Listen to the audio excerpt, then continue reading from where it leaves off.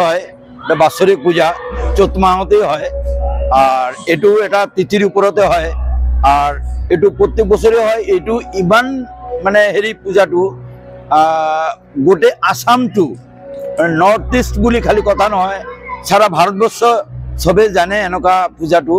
R বহু জায়গাৰ পৰা মানুহ আহে, বহুত মানুহ আহি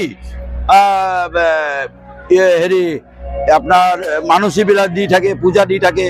হ্যাঁ, আৰ বহুত দূৰৰ দূৰৰ পৰা মানুহ আহে, যি যি যি মানসী কৰে এই ফল পায়। এইটো কাৰণে আৰু কিবা কিবি মানুহ দান কৰে।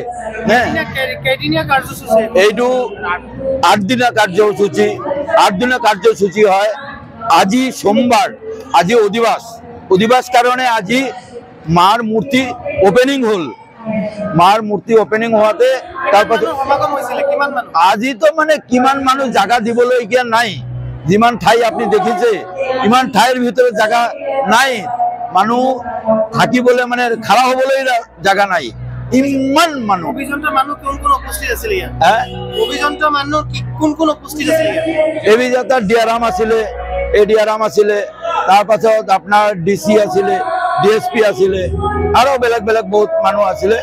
হ্যাঁ, তো আরো ইউনিয়নের মানুহ আছিলে, আমার এমপ্লয়িজ ইউনিয়ন আছিলে, মজদুর ইউনিয়ন আছিলে। হ্যাঁ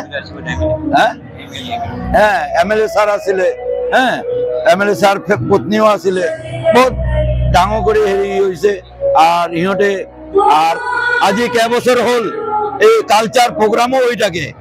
যদি অধিবাস হব, অধিবাসের পাছত কালচার প্রোগ্রাম, কালচার প্রোগ্রামের পাছত কালি মঙ্গলবার প্রথম পূজা একদম রাতি 4টা 3:30 3টা লৈকিয়া আরম্ভ হয়ে যাব। পানি গা ধুব কারণে মাক গা ধোয়াবো, মানে জল ফুল দিব।